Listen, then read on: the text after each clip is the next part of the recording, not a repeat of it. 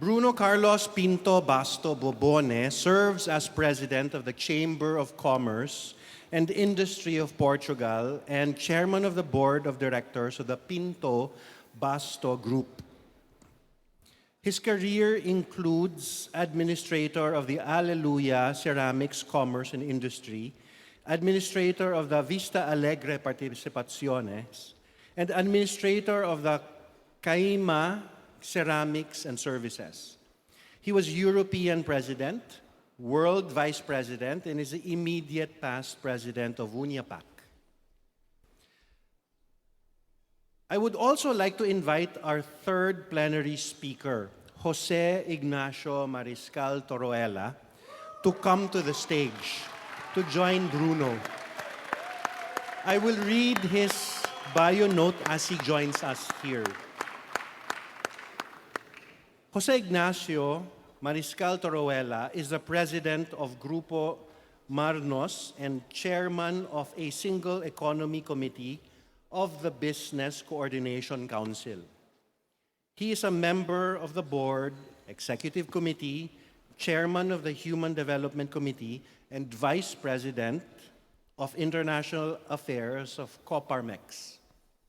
Ignacio is a member of the board of directors of Grupo Calida, Grupo Financiero Acerta, City Express, Aura Solar, BIAC, a member of the Executive Board of Business and Industry Advisory Committee to the OECD, and a member of the Executive Commission of the USEM Confederation. Ignacio is a former president and member of the board of UNIAPAC International. To complete our plenary panel for this afternoon, I would like to invite our panel reactor, Prune Ansvananda, to come to the stage to join Bruno and Ignacio. I will read Prune's bio note as he joins us. Please give Prune a round of applause. Prune Ansvananda is the president of UNIAPAC Asia. He has held positions including economist vis-a-vis consultant at various consulting and rating agencies, also in the auditing and evaluating of various state enterprises. He is involved in research and development, science and technology, cultural and social propagation, as well as various business units of the Electricity Generating Authority of Thailand, government agencies, and provincial governments. Recently, he took an advisory to the entrepreneurial startups of minor business initiatives and government entities. Can we give our panelists a round of applause? To join them this afternoon for their presentations, I am also happy to invite to the stage the Executive Commission of USEM, Juan Francisco Pando.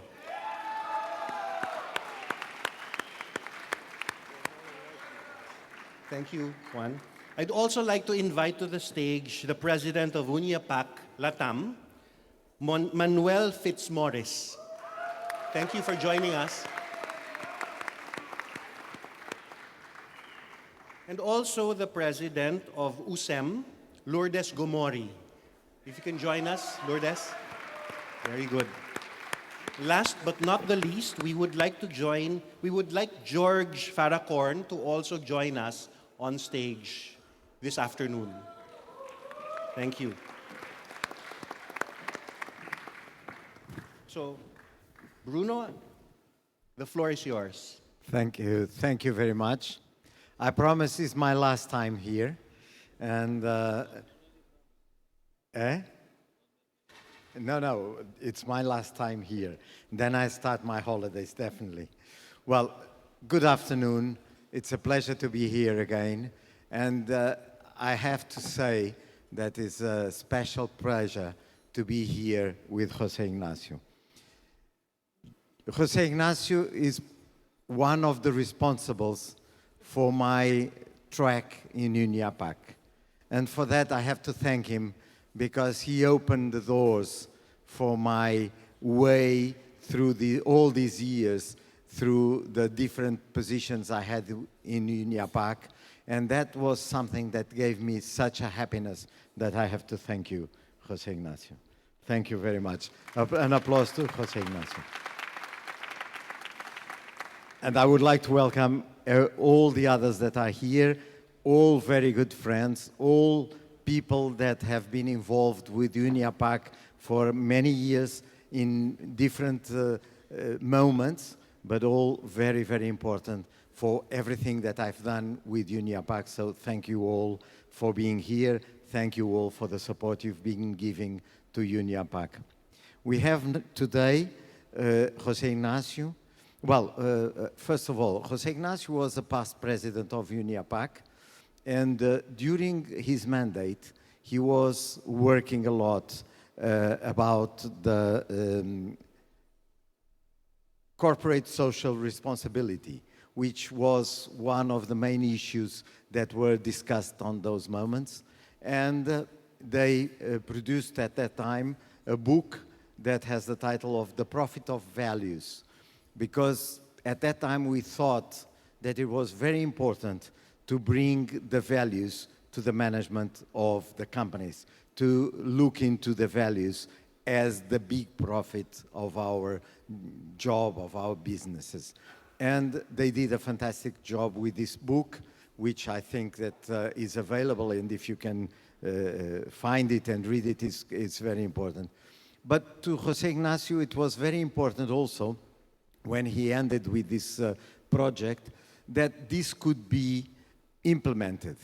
And I think he thought at that moment that implementing means that you have to evaluate. If you don't know how to evaluate, it's impossible to measure if you have done what you were supposed to do. If these conclusions that we take from this book are, in fact, applied into our companies. And this is why he has developed during the years, with the support of all his friends and all the people working with him, the person-centered business management protocol. And this is what they're going to present now. And I think it's a fantastic tool that we have to learn, to understand, and that we have afterwards to take home to implement it in our companies also. So I will give you now the floor, José Ignacio, and thank you very much.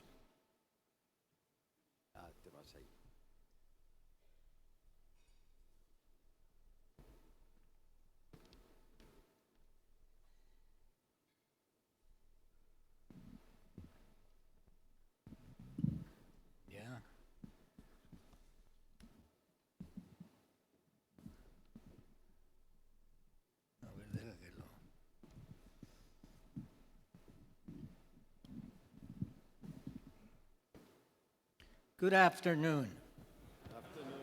Good afternoon. Good afternoon. Well, then you're awake now. I just want to mention something that we all businessmen say. If you don't measure things, you don't advance. So keep that in mind. So this is why we're here and we're presenting this document. I would like to start our participation with a little bit of history of the Christian social thought. We can say the first document in reference to social teaching was the Encyclica Rerum Novarum, written by Pope Leon XIII in 1891. At that time, the Industrial Revolution was at full speed. With a tremendous exploitation of labor, no regard for the dignity of the persons, this document was a breakthrough in the relation between labor and capital, the beginning of Christian social doctrine, 1891. Let's see.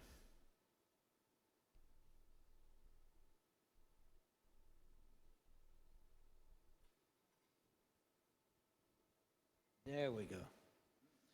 So this is part of the history of the Christian social doctrine. That was the first document that was published by a pope and that started social responsibility and Christian social thought. In 1920, let me see. Oh, we'll leave it there. In 1920, groups of entrepreneurs start following encyclica in their business. And in 1931, UNIAPAC was founded. UNIAPAC was founded with 3 countries at the beginning: Belgium, France, and the Dutch. So they are the pioneers in this organization. In 1990, people started talking about corporate social responsibility. That was the news in those years. In 2006, I became president of UNIAPAC. And I had an idea: create something practical and adaptable for any company worldwide, focusing on corporate social responsibility. As you have seen in Bimbo, in Mexico, we all think that and believe that companies should be both highly productive, fully humane, and then we added sustainable. But at that time, were only those 2. With this idea, I went to my first board meeting in Santiago de Chile in 2006. I share my vision, a tool to practically measure our performance in social responsibility. I thought everyone would be on board, but to my surprise, the Dutch representative said, "José Ignacio, don't waste your time on that. It's already part of the law here in Holland. Why don't you explore it and see how it could be applied at UNIAPAC?" I was really surprised, but what happened kicked off the discussion. Etienne Wibon, my predecessor as president, asked, "But is it centered on the human person?" The answer was no. And he answered, we are practical. Do not complicate the issue." That's what the Dutch friend said. Another member intervened. "But that is based on Christian social principles?" Again, the answer was no. So I said, "So we should base our effort on Christian social principles and the centrality of human person. Everyone agree to this should be our goal, and it should be practical and easy to understand." With that, we had a clear objective of my presidency. We set up a team to drive this effort. We chose Juan Manuel López Valdivia, the Vice President of LATAM chapter, and the Secretary General of UNIAPAC, Laurent Montreuil. They organized 6 groups in Latin America, and we started working according to the design plan. We met every other week for more than a year, drafting ideas and collaborating intensely. Our diligent effort culminated in a meeting in Bonn, Germany, where we convened with all the associations to discuss and finalize a definitive document that is called the Prophet of Values that Bruno just showed. Okay, in Spanish es la rentabilidad de los valores, and in French, les valeurs de valeur. This was a comprehensive grounded in individual dignity and Christian social thought. We presented this final document in 2009 at the World Congress of UNIAPAC in Mexico City. The meeting conclusion led to the development of a corporate social responsible UNIAPAC protocol, person-centered business management. Since that day, we have focused on refining and implementing it today, and today we are delivering the result of our work, finally, after 14 years. Let's start.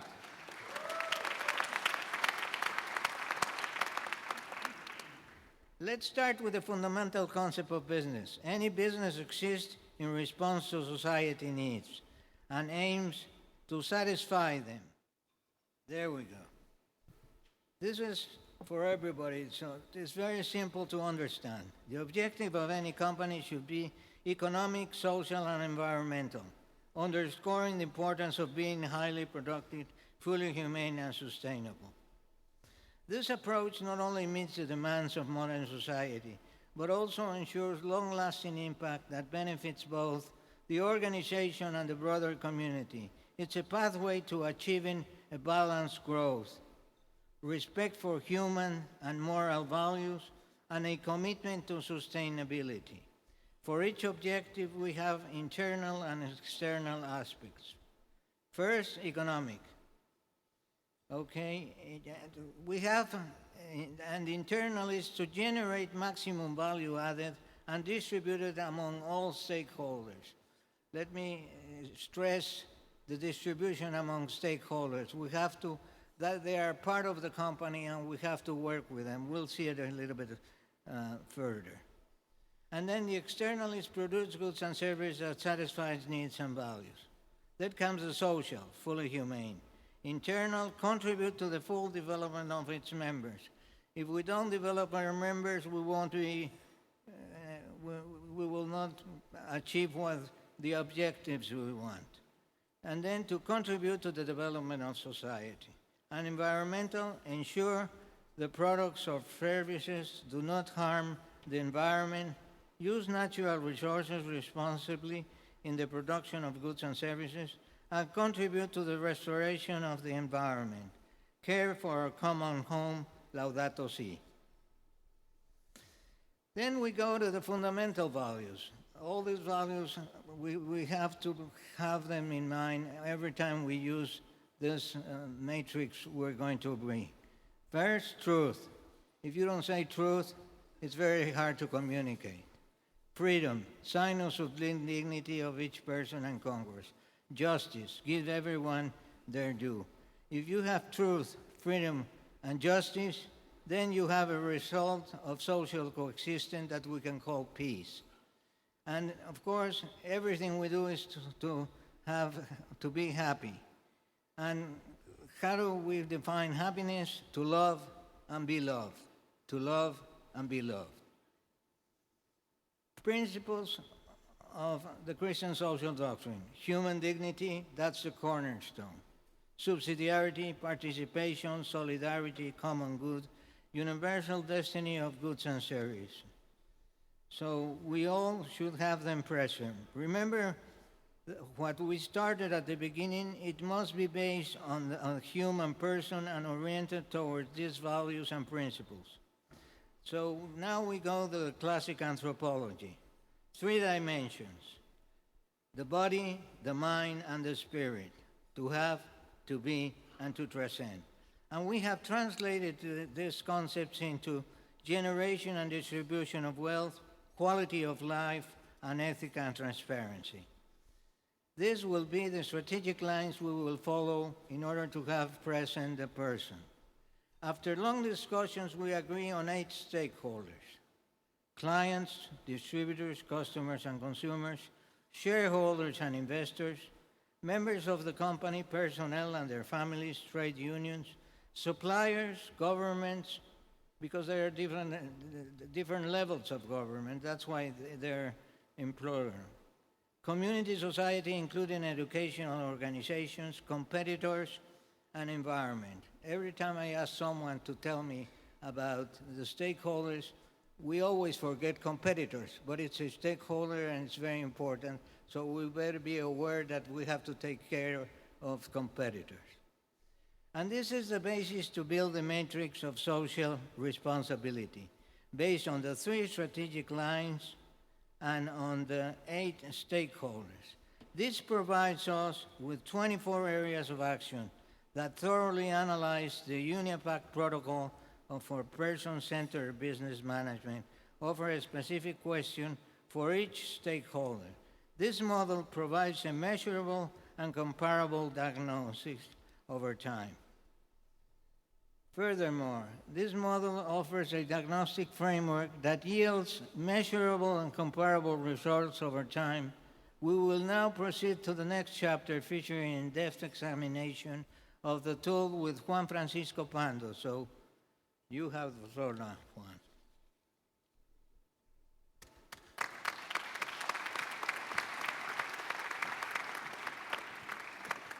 Thank you, José Ignacio. We are going to continue the discussion of the tool because the good news is that we have an online tool to work in these aspects. The UNIAPAC protocol is an adaptive, flexible, and practical tool that helps us identify the level of our business management.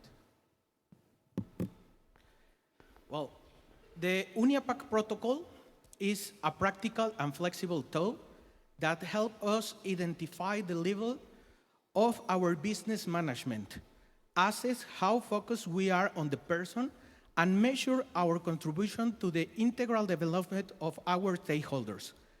It also assists us in creation the action plan and emphasize the construction of the meaningful relationships with the stakeholders. The protocol is intended for any company, regardless of the size or economic sector. The only thing is that it's interested in creating the value that it delivers to its stakeholders and reducing operational risk. It's available in English, French, and Spanish. It consists on 3 parts: the diagnosis, the training, and the transformation. This is a cycle. We like to call it an ascendant spiral, a spiral ascendant. So the company start to working at these topics. The diagnosis consists on 3 instruments: the Management Maturity Index, the Framework Diagnosis, and the Stakeholder Diagnosis. These 3 instruments are built as questionnaires that assess each company's contribution across the 24 areas of action and identify the areas for improvement. The protocol allows users to review previous results and compare. Also, they can compare with other companies based on size, sector, or geographical location. It's also a flexible tool that allows users to add company-specific questions. The second part, the training or formation, the protocol encourages to continue the formation. In this part, they offer development programs such as Difoso in Mexico. It also provides recommended reading materials to complement the training. The transformation. The protocol encourages the development of a work plan based on the diagnostic. It also shares best practices from the industry and suggests reapplying the protocol every 6 months to monitor progress and adjust the metrics. When you go online and you complete your registration form, the protocol initiates with the Management Maturity Index. This includes 11 elements ranging from identify values, principles, and codes of conduct to assessing philanthropic projects and the level of support they receive from the employees. As the process progresses, companies discover best practices and identify key aspects required to the effective management.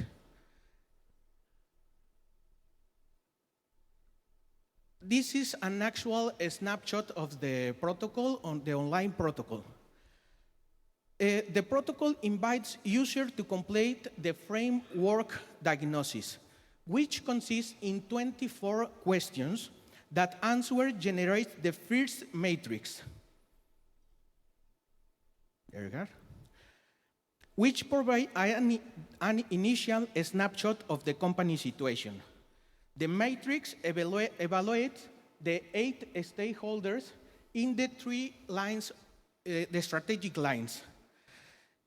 Also, from this analysis, we get 2 key indicators. the Sustainability Index that measures how well the company is engaging with the stakeholders, and the Congruence Index, assess the company's alignment with the strategic objectives. The intersection of these two indicators forms the Common Good Index, which provides a global assessment of the company's performance. Continues, after completing the diagnosis, the protocol invites company to compare the results with 161 available analyses. There are actually 161 companies that is working in this in Mexico, allowing them to select the type of comparison that wish to perform. For example, the average of ideal benchmark. The results are shown in different types of graphics and also provide results displayed with colors. Green for above the average performance and red for below average performance. This color code system applies to both the Sustainability Index and the Common Good Index, showing the company position relative to the benchmark. The protocol provides the option to focus on a specific stakeholder among the 8 available. While it is possible to select all 8, the recommendation is to focus on one at a time to maintain clarity and to coordinate efforts effectively. For example, if the company chooses to focus on suppliers, it will respond to a detailed questionnaire with 25 to 35 markers. Once complete, the system generates a new matrix focusing exclusively on the stakeholder. One back, yes. This matrix provides more refined results. This to the initial matrix, which only include 3 questions per stakeholder. So if you remember where we are, that. If you remember the first matrix, it was a snapshot who have 24 aspects. Now we only focus on 3. So it's normal to expect different qualification because this is more refined. But based on the results to the protocol guides company in developing an action plan. It offers recommendations for training programs, suggests relevant bibliography, and provide best practice for person-centered management. The tool allows users to submit comments, offer opinions, and include new questions to the matrix. At the end,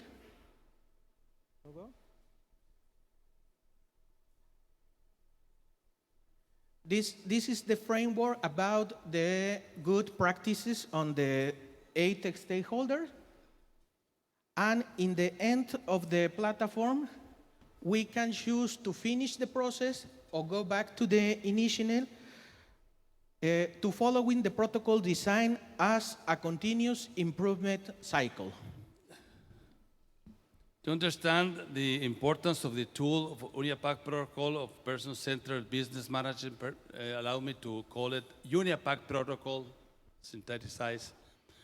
We must first understand the reality in which we live. We're experiencing a brutal change of era. Let me reply again. We're experiencing a brutal change of era, which among other negative impacts has generated individualism, and this in turn has had the polarization and fragmentation of our society. Regardless of the continent we live in, this has had a direct impact in our cultures, and it has shaken the very foundation composed of the principles and values that provide sustainability of our families as the fundamental cells of society, and companies, small, medium, or large, as the building blocks of the business world. There are several paradigms. One of that stands out is that greater wealth has been generated, but it has become increasingly concentrated in fewer hands. Poverty has decreased in absolute terms, but inequality has increased. This change of era has brought a kind of virus that in an environment that has numbed our senses has resulted in apathy and indifference, as the Latin American bishops said in Aparecida, Brazil 2007. Concern of the common good is set aside to make way to the immediate satisfaction of desires of individuals, to the creation of new and often arbitrary individual rights of problems of sexuality, the family, diseases, and death. Number 44. UNIAPAC Protocol offers an excellent response to this great challenge we face today, as we are aware that the current economic model no longer meets the needs of everyone, especially the most vulnerable. In line with this, Pope Francis has challenged us to accept the preferential option for the poor. The UNIAPAC Protocol allows us to create a life plan for the company as well as for the CEO and the entire team of co-workers, as it becomes not only a management model, but beyond that, a way of life, which leads us to make conscious, congruent, long-term, and transcendent decisions based on a serious and profound discernment process. It is an extraordinary tool that allows us to create a brotherhood with other business people from our own country and other ones, facilitating the creation of small, healthier cells within a sick body, which requires and will benefit greatly from more and more business people choosing a lifestyle that respects and promotes the dignity of each of one of the stakeholders. The UNIAPAC Protocol is an extraordinary tool because it allows you to evaluate yourself in the eyes of each person from each of the 8 stakeholders groups that interact with your company, and they assess whether you are truly adding value in the 3 major dimensions of every human being: mind, body, and spirit. In the protocol terms, we call it wealth generation and distribution, ethics and transparency, and quality of life. The responses indicate the level of congruence which we serve them, and consequently, the level of sustainability or permanence of our company. That is, whether we have a relatively certain future or not. This reminds me one of the inspiring words of Pope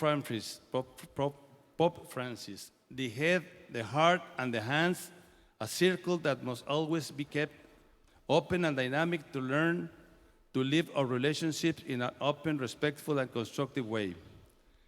This model encourages and challenges us to elevate our noble business vocation, which, if we gradually achieve it, will bring us the peace that can only come from a fulfilling our duty.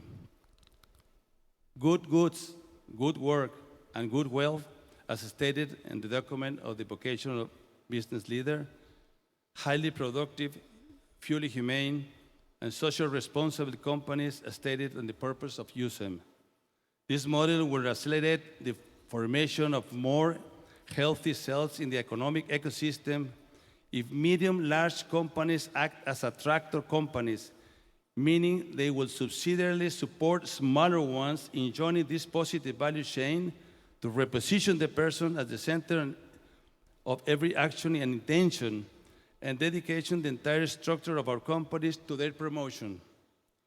This change of era requires business leaders who, with great vision, see this UNIAPAC Protocol as an extraordinary tool that, by uniting more and more business people, enables us to create a critical mass, steadily increasing strength that will allow us to gradually shift our ecosystem, and in doing so, aspire to truly build a more just, humane, and fraternal work as Pope Francis has entrusted us to do.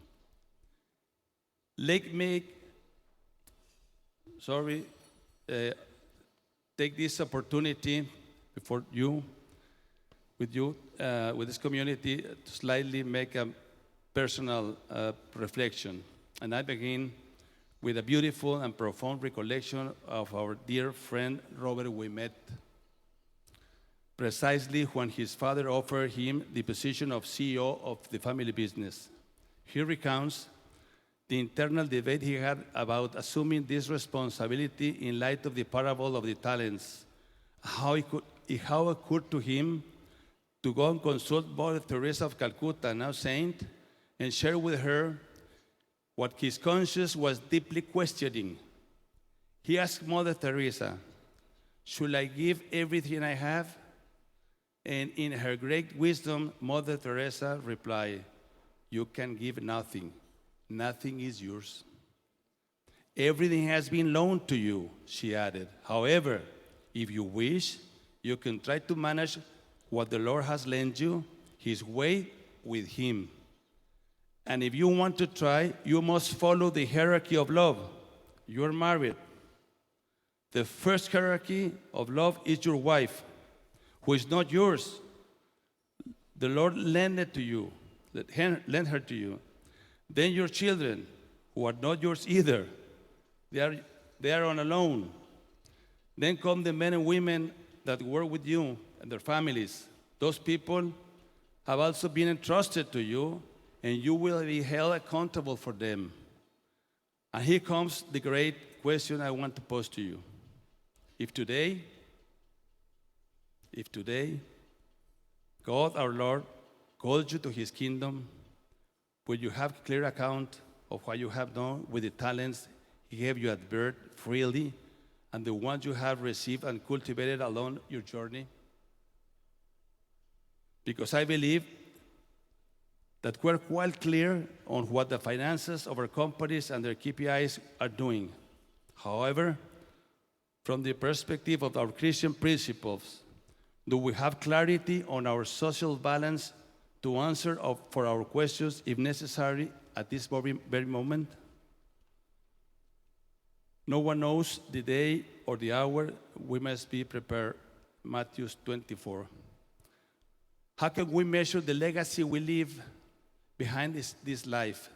UNIAPAC protocol is once again an excellent tool that allows to unite in brotherhood and thus fraternally support each other and overcoming the numbness in which we have fallen. I believe this social numbness has turned into a kind of virus, and the UNIAPAC protocol is the ideal medicine. Today, we're a community of approximately 45,000 business leaders across 4 continents.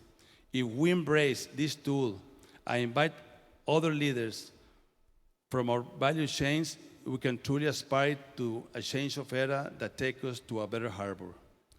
Pope Francis called us to be missionaries of peace by bringing hope and justice. Thank you.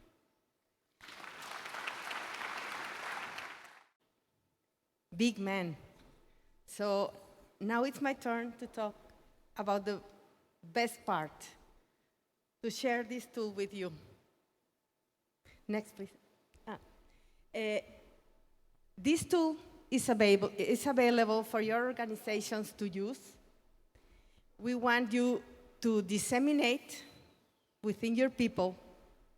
And let me share you that 161 companies have already used the tool.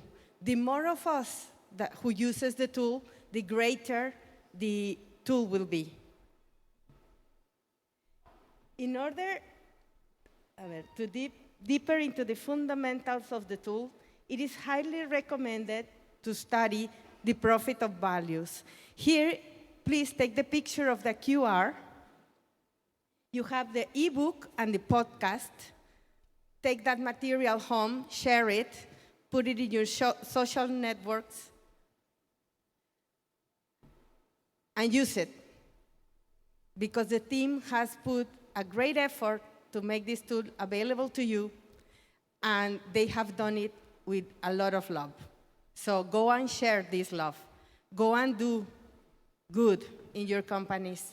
The challenge is great, but the hope of being here and having these kind of tools available give us hope for a better construction of the world. Next, please.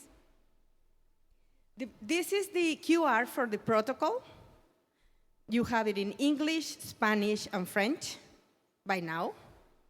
And we want also you to use it and to tell us if we can improve that. Because we are a community and we learn from each other. And we share our best practices. And that is what is going to help us give our best face to the challenges we are now living in the world. Next, please. Well, in UNIAPAC, in USEM, we want to be highly productive, fully human, and sustainable. Thank you.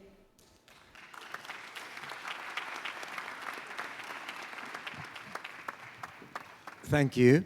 Thank you for the presentation. I will now give the floor to Prune, who is going to be the reactor to this presentation.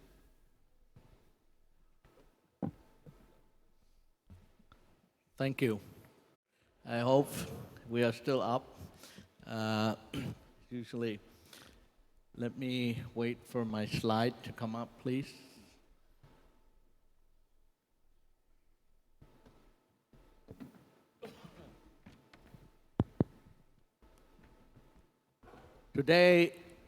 Today I would like to introduce about, it's not a business, it's actually more of an endeavor that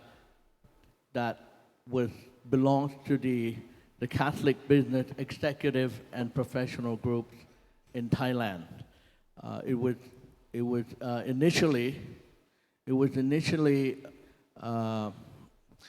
initially kicked off by one of our founder who, after his industrial success, he decided that he needs to assist the southern part of Thailand, especially the Andaman coast, during the time when we were both hit by the tsunami and the pandemic. I will go through a little bit of a background on the Andaman West coastal provinces.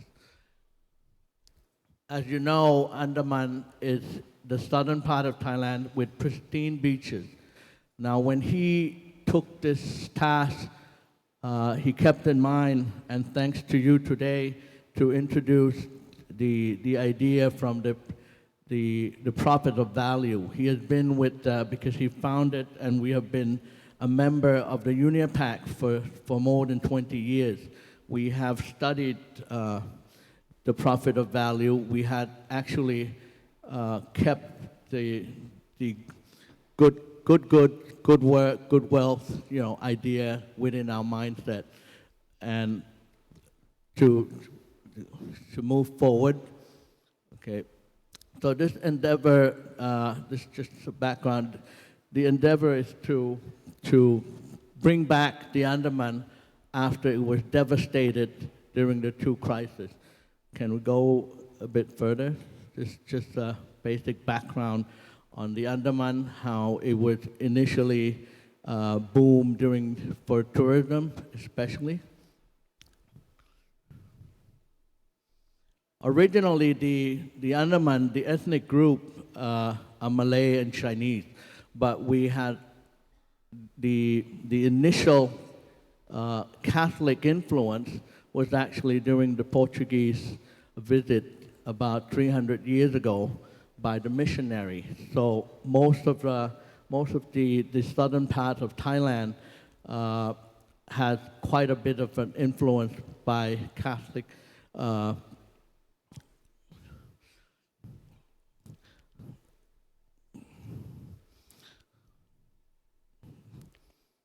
I'm sorry to have too many pictures of, just to keep you awake of the,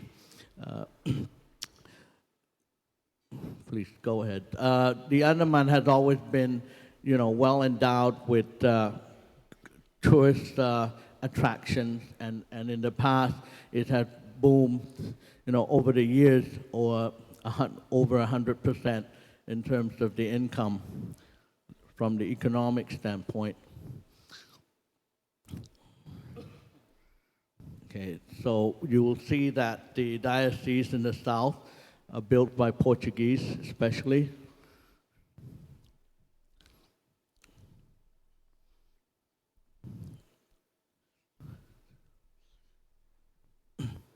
So most of the people, have been entrepreneurial, doing trade and agriculture and fisheries. So most of these are done by our founding members. And just to go through a brief on the, okay, the tsunami hit roughly 20 years ago. As you can see, a lot of the destruction, the whole region was pretty much wiped out. So we had injuries, and from the pictures, everything was restarted. And by restarting, we kept the idea of ensuring that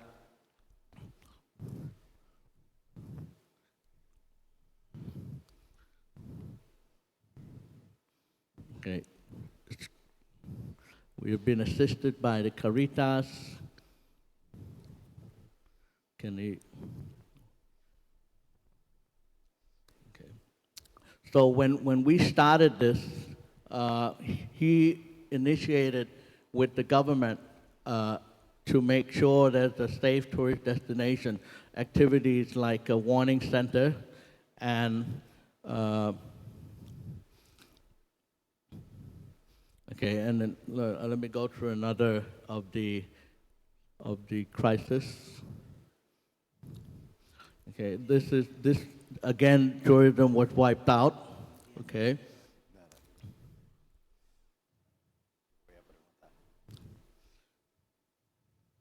And then we started off with the Phuket sandbox.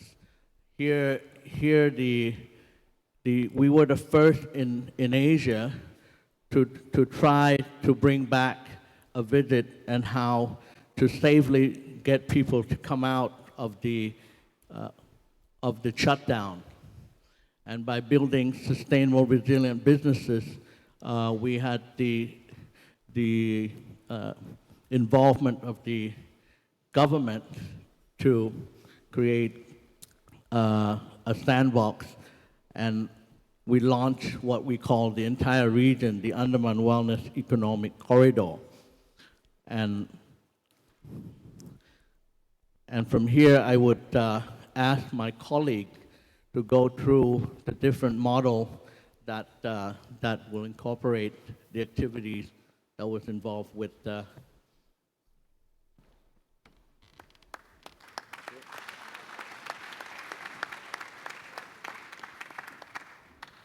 Okay, thank you, Prune, for the introduction. So today we're just going to bring a case study. It's a real case study that actually involved a lot of, the earlier presentation. We involve all the stakeholders into all the thinking process of this particular case study. We want to bring in one of the 6 of Andaman Wellness Corridor, which is the province called Phang Nga. It's literally close to Phuket. I think most of you know Phuket, but some of you might not never heard of Phang Nga. So then next. There should be stable jobs for the locals in our area. Regarding education, I would like to have schools with secondary levels or better schools, and I want a hospital as well. There are many beds and accommodations available for people Thank you very much. Okay, next. Regarding wellness, we are going to talk about the AWC or Andaman Wellness Economic Corridor, which is seen as the best vision. We feel that the Andaman Group is famous for marine tourism and other forms of tourism. I believe this could be a key highlight for Thailand or the Andaman region in terms of healthcare and wellness. I envision many tourists who are health conscious or want to experience various wellness aspects, making the Andaman or Thailand their global destination. I hope that local communities and urban resources can be elevated, allowing locals to play a role in supporting wellness. Wellness can be widely distributed, not just limited to operators, but also involving farmers and local residents. I want everyone in agriculture and other sectors to participate because I see wellness as having significant growth opportunities. Additionally, there is a great chance for income distribution and care for tourists. I still envision that Panganga and Thailand should focus on and move forward with this matter. Okay, so I started with, 2 interviews of the authority of Phanga, because we at the beginning, we want you guys to hear from the stakeholders who actually get their hands dirty and doing the job. Without, we can present everything we can, right? But I think listen to a couple of more interviewers, you're really gonna hear from the people who get their hands dirty. And I myself and my family, we drove down from Bangkok. Round trip is 2,000 kilometers to get all this interview for you today. So then, go back again, please. The biggest approved project that is happening right now is actually the new airport, which is called Phanga Andaman International Airport. The land has been established and construction will start pretty soon. So that effectively going to require another 40 to 50,000 hotel rooms to support. Because Phuket right now, as we all know, is quite full and it starts to get unaffordable right now. So next. So this is one of the initiative project that it's done by one of our CBEP director. He actually the consultant and the guy behind the policy. It's called Got Kho Khao. The word Got means island, so it's basically Kho Khao Island. The island is not connecting to the land. You need to go by ferry or by a boat, and it's a natural untouched land and very historic site. Because during World War, there used to be a runway for the Japanese plane to land up and down. And there's some ancient village, which is like 800 years old, in this island. As you can see from the drone shot, it's beautiful and hundreds of meters of beach, natural untouched. Next, please. So on the left side, it's already been planning and carefully zoning. They want to do the smart island by carefully doing, mindful for, Laudato Si, sustainability, and also synodality, where everyone not left behind. Every stakeholder in here will have effect to this sustainability island concept. Next. So that's on the right side. It's a current condition. There's only 1 or 2 small shack resort right now. Next. Yes. This island is located far from the mainland, and currently transportation is by long-tail boat or ferry. There are special development projects aimed at tourism.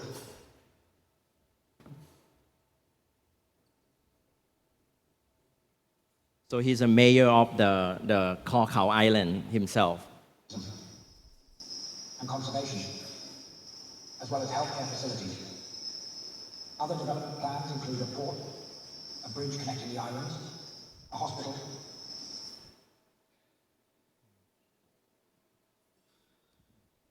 Oh, it's not done, actually. Yes. This island is located far from the mainland, and currently transportation is by long-tail boat or ferry. There are special development projects aimed at tourism and conservation, as well as healthcare facilities.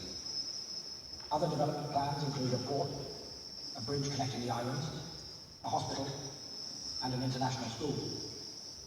These are all part of future development plans. Regarding environmental conservation, our mangrove forest is still 100% lush, especially on the eastern side of the island. On the western side, there is a small island called Kopa,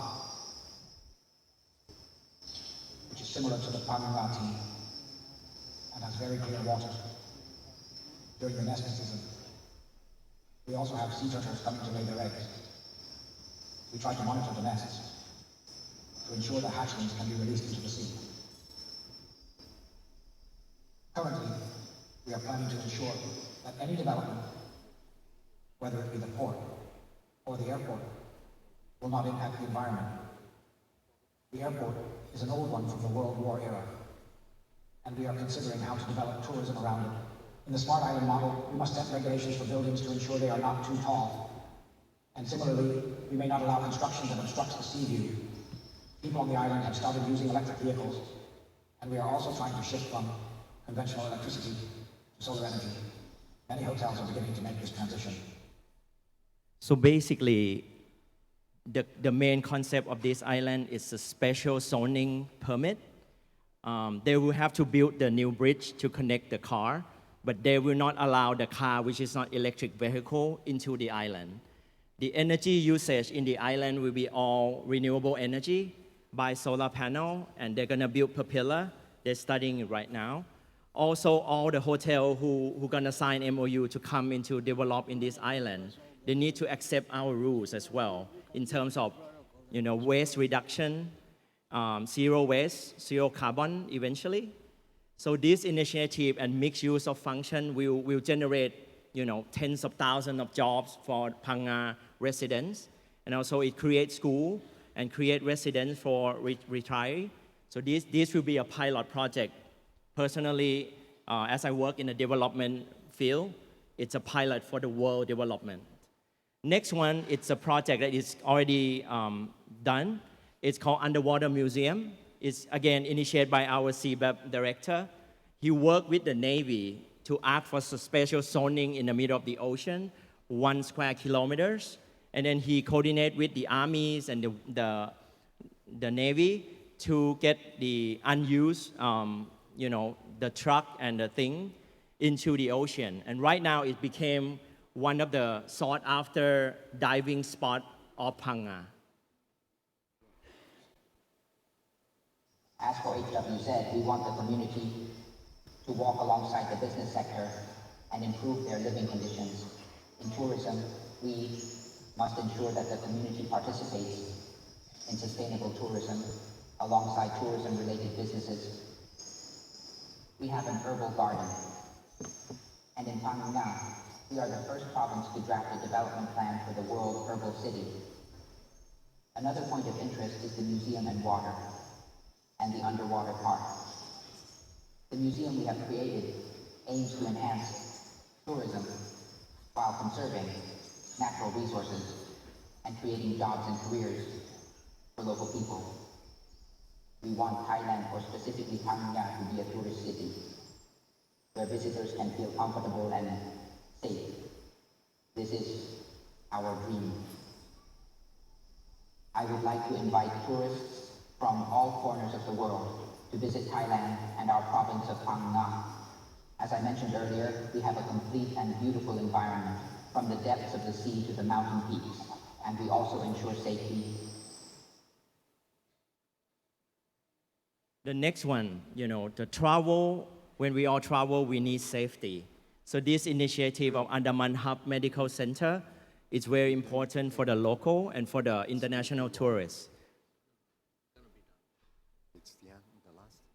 They also have the ambulance boat that can attack any incident that happened because Phang Nga has hundreds of islands, beautiful islands, and then this ambulance can attack and can save the emergency case. I would like to briefly discuss the background of the Khao Lak Medical Center. Previously, there were issues with tourist deaths related to diving in the Surin Islands and Similan Islands. Therefore, all sectors, including government, private organizations, and local administrations, came together to find ways to enhance the safety of tourists visiting Khao Lak. This led to the establishment of the Khao Lak Medical Center.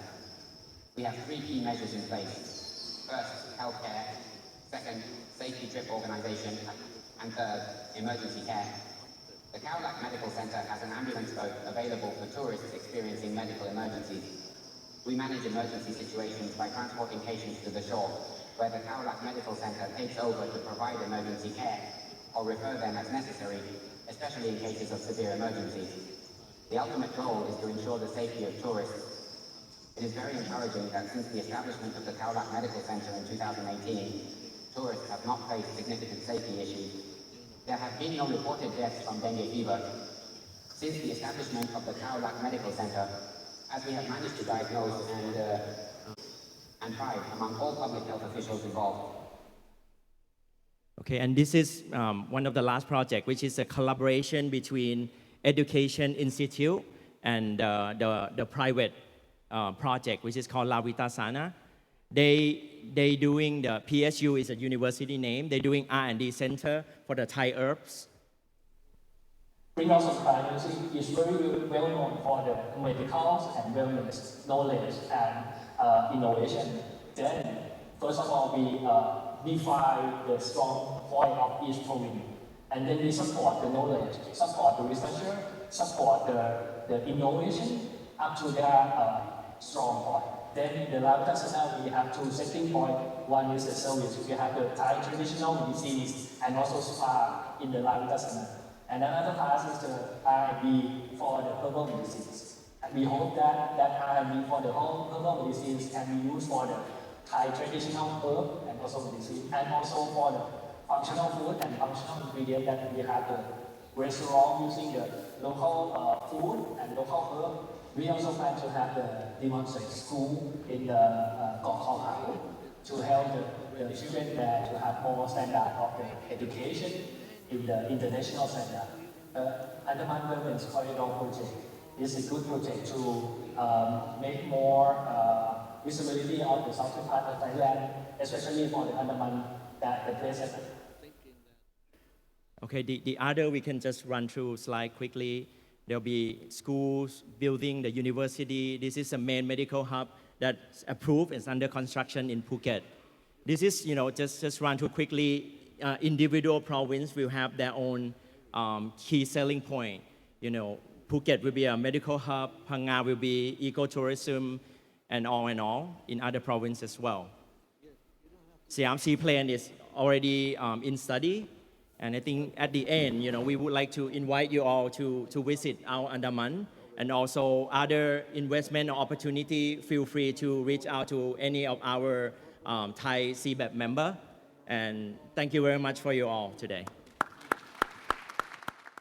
This grace, we can build something very special, something based exactly on the values, the Christian values, which is basically what we are trying to discuss during the whole of this Congress, during these 3 days. And this project can one day be evaluated by something that José Ignacio brought us today.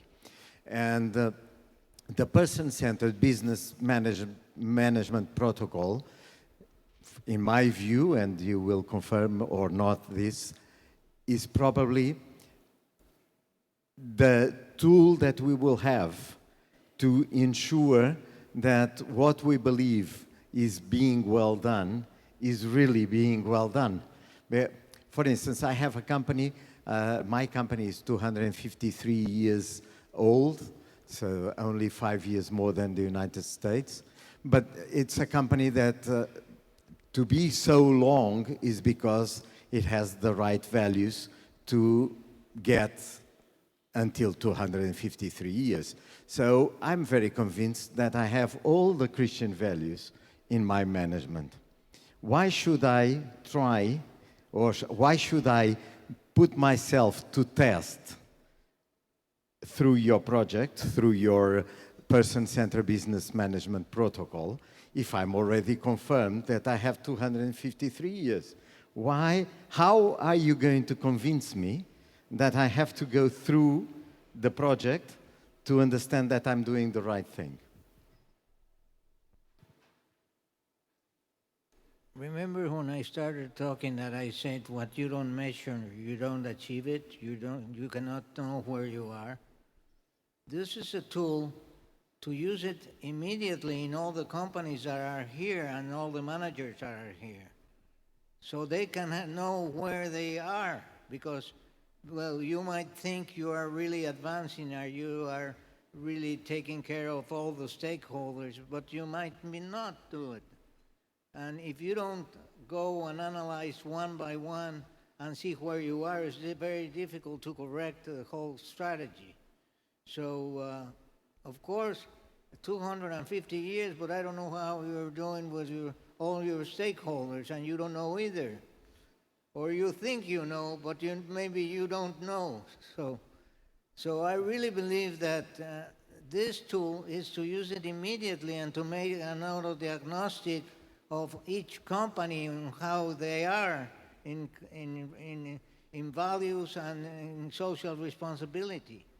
So that's the issue.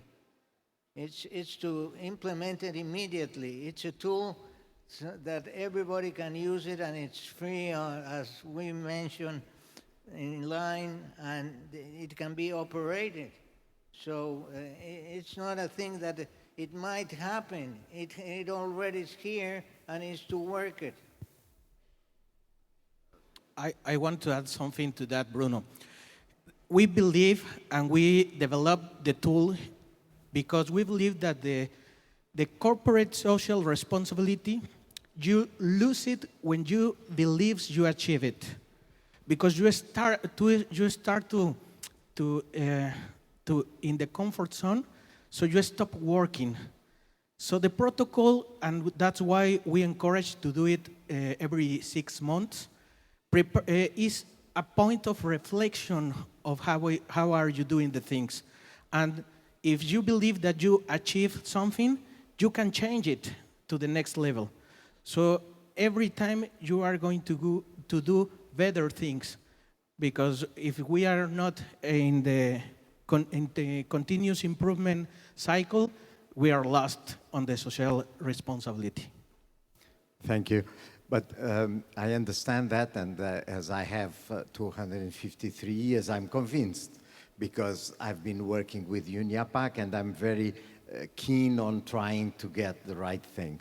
But we listened to Peter this morning, and he was saying that mainly we are afraid of implementing the things that we think we should implement, because I'll be faced with my errors, because other people will think that I'm not doing the right thing, because outside the people won't have the same approach. And I think that regarding the tests, well, you don't like to go to the doctor. You don't want to know what you have. Well, you in principle, you know that you should know, but if you can avoid it, you will. And with this protocol, most of the people will go through the same. As Peter said, only 5% want to carry on with what he proposes. The 95% will stay aside. And when you present the protocol, you want the 100%. So how are we going to take this fear of facing the truth that the protocol is giving me?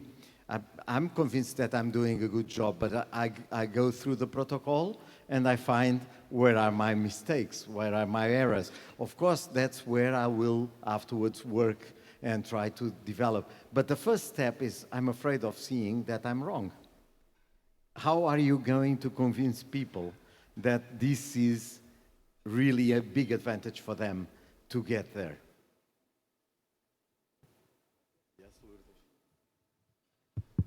When you feel crisis, you go to the doctor and he gives you tests. We are feeling crisis. But you have to understand that you're in a crisis. Mm-hmm. And you feel it. We also believe that, like the two years ago, the courage to change. That's why Manuel was talking about that the protocol needs brave leaders. This is not an easy path. We are not giving you the magic wand. We give you the opportunity to have the courage, the opportunity to assess and realize what things you should change. But also, we are trying to give you tools. We are trying to give you the community that help you, convict you to go further. So that's why it's the UNIAPAC protocol.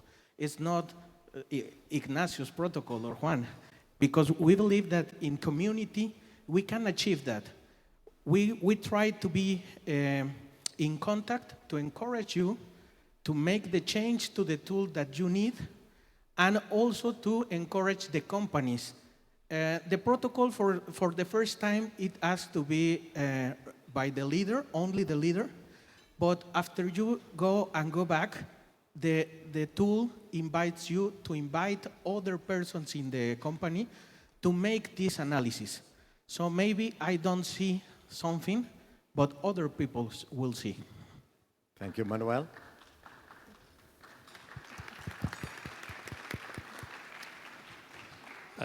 I'm truly convinced that we're created by God, and we're connected with God. And in order to fulfill the will, we're going to be a congruent person in the business area. The document that we have, the vocation of the leader, noble vocation, he told us that the biggest obstacle of the business people is the divided life between the faith and the operation of the business. So this opportunity to make the congruence, to make the whole line with God, and I think because it is made by the three parts of the components of the person, body, Paul, and soul. And if you fulfill the 8 group of interest that is concerned with your company, that's not that's the best thing you can fulfill your heart and your soul. Maybe it's a little bit, I'm going the spiritual guy, but that is very practical.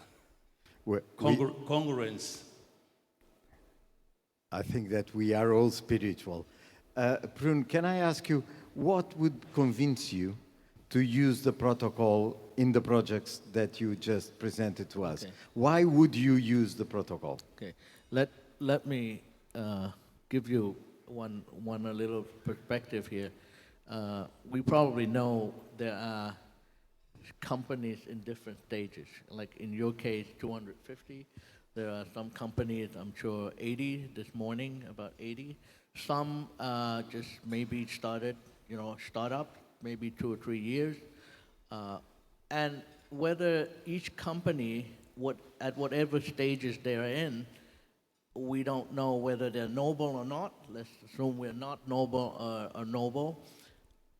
I'm sure the tools will be used somehow. Let's say if they want to find out whether the protocol actually, identify or give them the position or a rating that they are to a certain extent noble or not noble in whatever scale, or spectrum that we are in.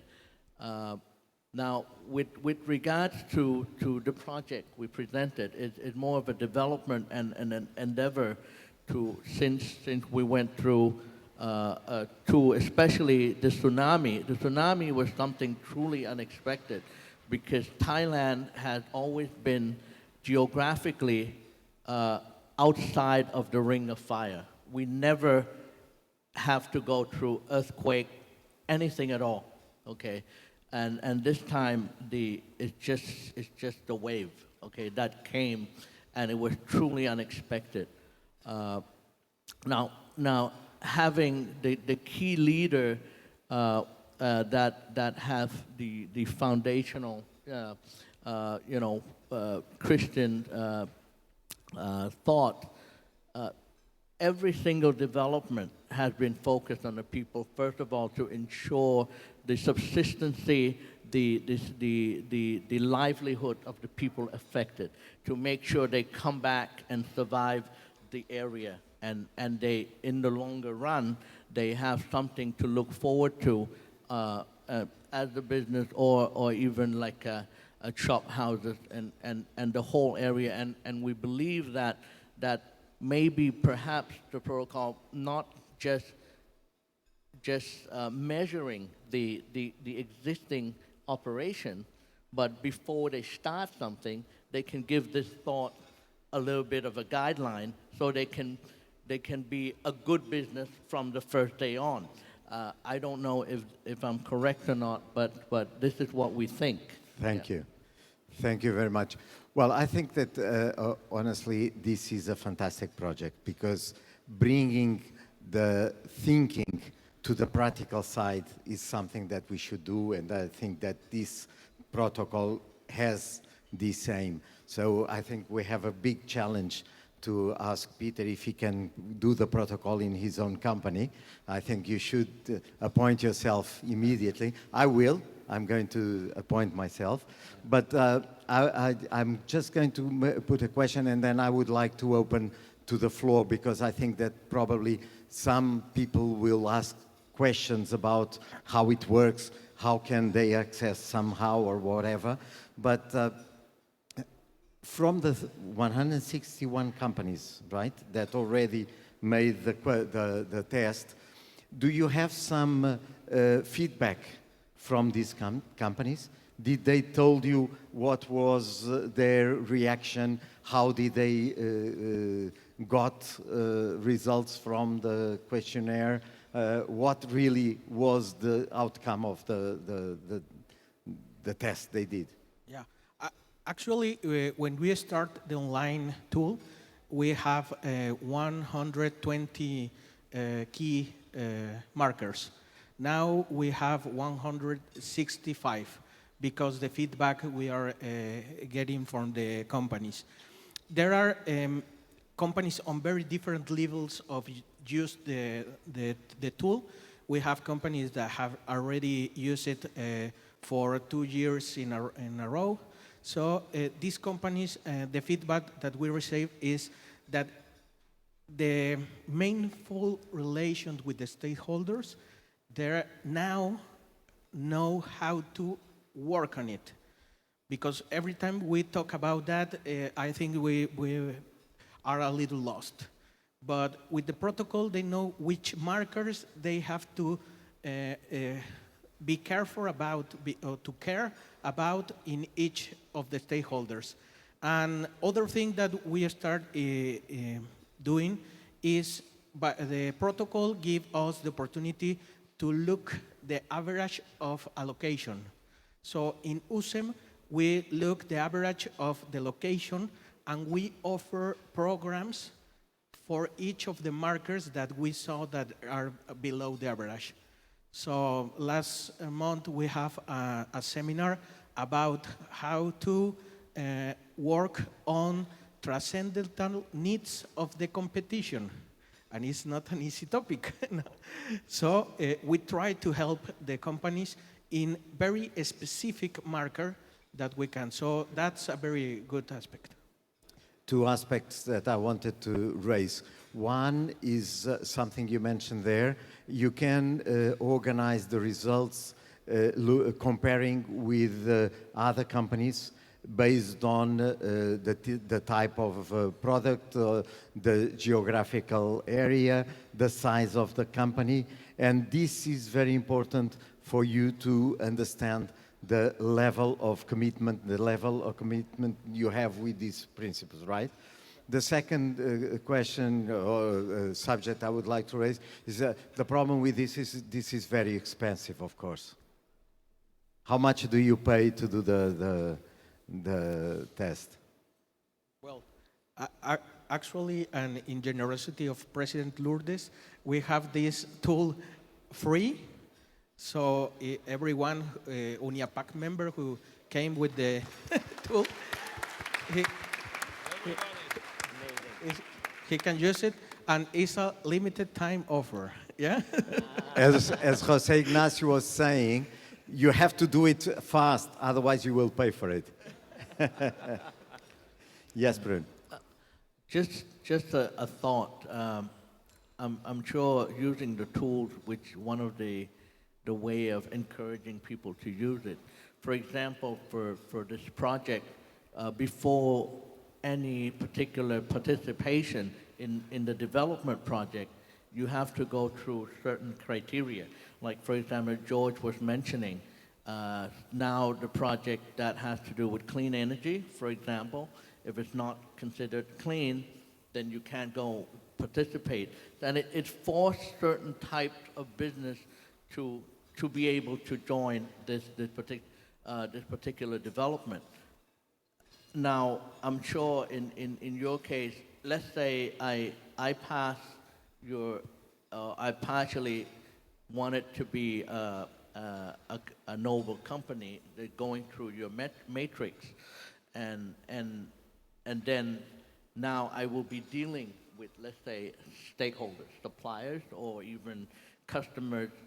I'm sure there has to be certain matrix that this supplier has to be at a certain key level in order to be able to be, to fit in, to ensure that my matrix still stands, because otherwise everything will be, it won't be in parallel, in par. It's like in the past when people, I used to advise agriculture people, they wanted to become organic, for example, and they have to wait like 5 years of ensuring they stop using chemical, chemical products, and ensure that the soil becomes cleaner, so that their product can be claimed as organic, for example. Thank you. José Ignacio? I would like to say something that we hear constantly. Don't be afraid. Very good. Okay? And then the way we have organized this is that you can make an auto diagnostic, the first level, in 20 minutes.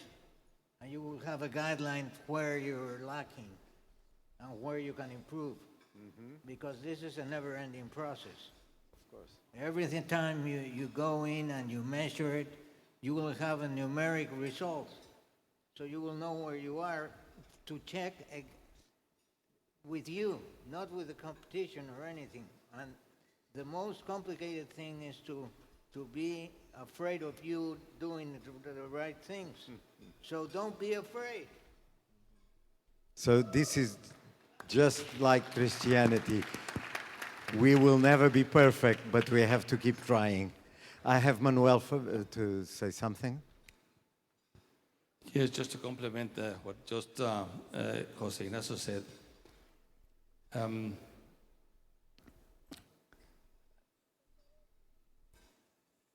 The different projects from social responsible or social projects and business projects or business entrepreneurs, there's quite difference.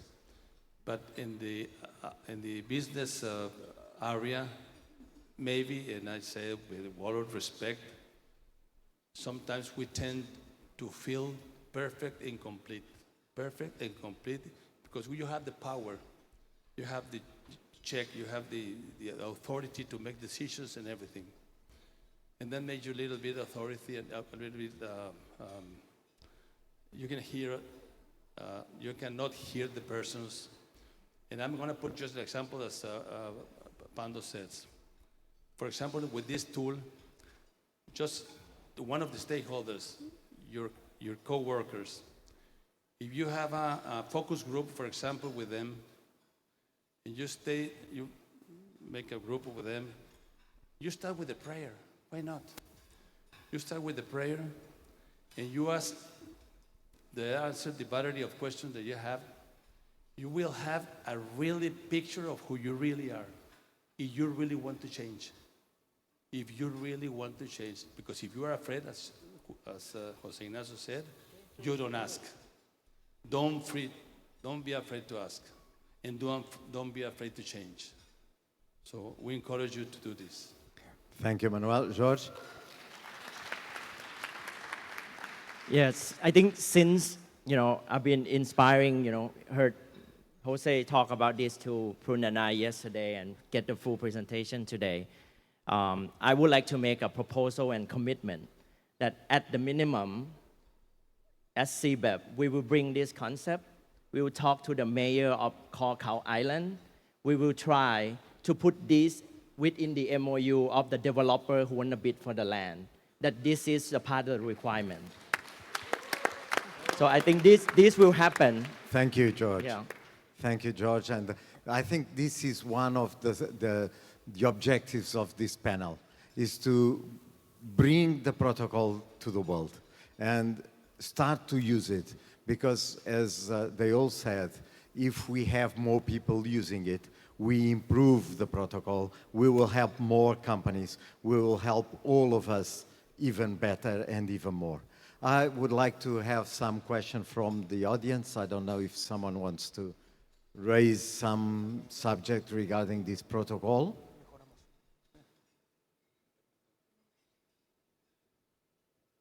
Well, it's clear they are going all to use it. They already start using it. I have one question. You can go in the 8 stakeholder, but we encourage you to go one by one. The tool allows to save the progress, even if you don't finish the stakeholder. You can save the progress, continue later. You can make an analysis. The next time you can start over the first.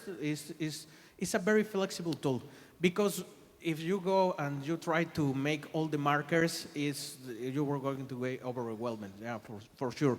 So the first time is a 20 minutes questionnaire. That is the first matrix, only 24 key markers, and then if you saw it, you decide to prioritize with your own way. So you take the red ones first? Well, you should. You should. Well, the more red. Thank you very much. I don't know if you want to add something to the comments that we had until now. No, that as you notice, this has taken many years, and there is a lot of effort. And in every area, there are specific questions for each stakeholder. I don't want to say the number of questions because it will be overwhelming. But the important thing is to start with a minimum and know where the reds are, so you can really jump in and start working on that. But I encourage you to use it, and it's very simple, and it's free. I want to add also, Bruno, that in the experience of the companies, sometimes they start doing the protocol and they get some score, let me say that. And next year, they do it again, and now the score is lower. Is lower. Whoops. So, but we talk to them, and they say it's because now I know things that I didn't know. So you don't have to go to the tool as a student who wants to get an A. You go to the tool as a person, a leader who wants to improve. You learn to use the tool, yeah, which is also an advantage for the implementation of the tool. Well, thank you very much. I think that it is really something very special to bring the theory into practice, to give us the capacity of evaluate what we are doing. It's very easy for us to believe that we are doing the right thing. It's a different thing to have the opportunity to evaluate it and to come to the conclusion that, yes, we have to act here, we have to improve there, and still we can go on and further develop our capacity of doing good, of thinking of the person, because in the end, it's the only reason for a company to exist, is the people that are involved with the companies. So with this in mind, please go to your computers immediately after this meeting and start the protocol. Thank you very much, and congratulations. Thank you very much.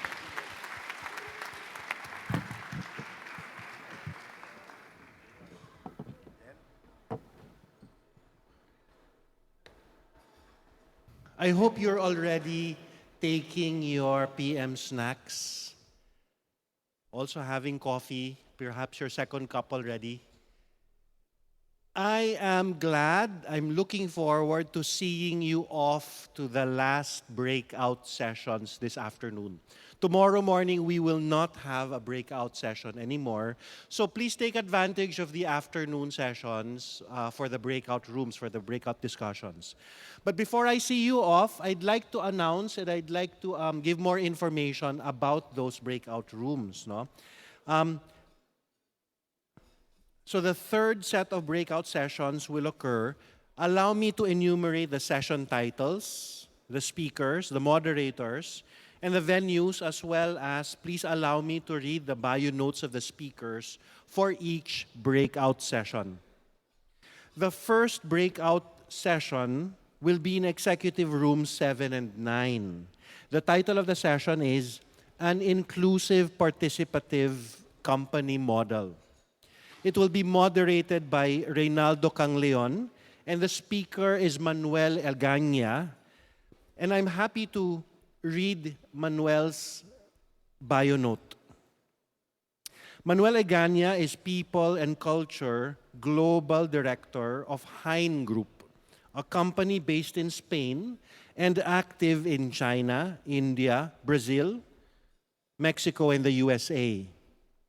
He is currently a member of the Arismendi Arrieta Foundation and the Postulatory Commission for the Canonization of Father José Maria Arismendi Arrieta, with a degree in psychology from the University of the Basque Country, a master in leadership and innovation, and an executive MBA from the University of Mondragon.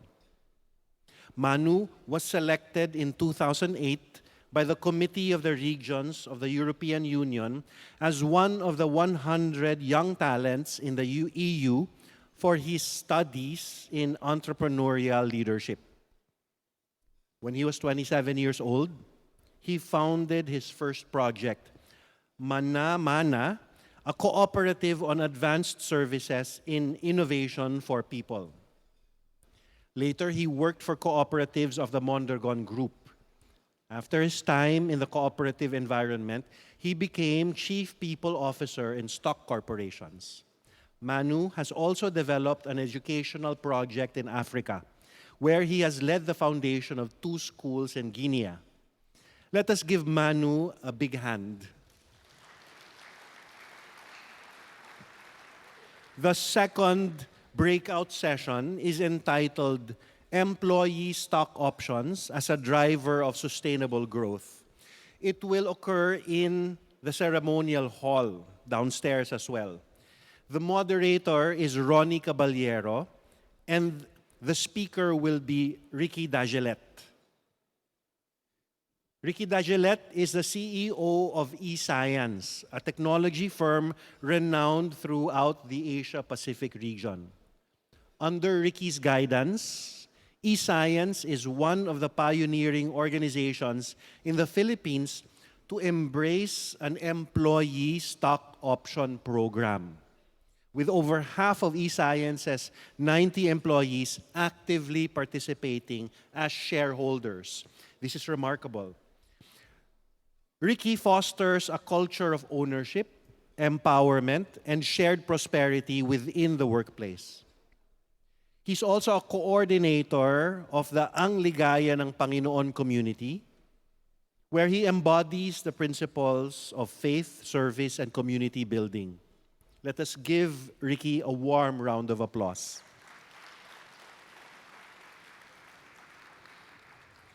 The third breakout room is entitled The Economy of Francesco. It will occur in the executive rooms 8 and 10. The moderator is Romain Bouquet, and the speaker is Mateus Machado. In this context, Mateus Machado is an entrepreneur and financial educator from Brazil. He's a columnist at Itatea Radio and presenter at Aparecida TV. He's author of the book, How to Manage the Resources That God Entrusts in Your Hands. He published in Portuguese and to be published in Spanish in 2025. He has MBAs in Project Management and Finance and a specialization in fintechs by Oxford. Founder of the fintechs Vale Oro and Plific, he manages a training financial education company with more than 2,000 students. He was selected as one of the young leaders of the Americas by the United States government in 2023.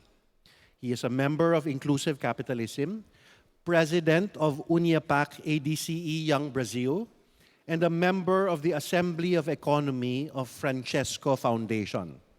Let us give Mateus a warm round of applause.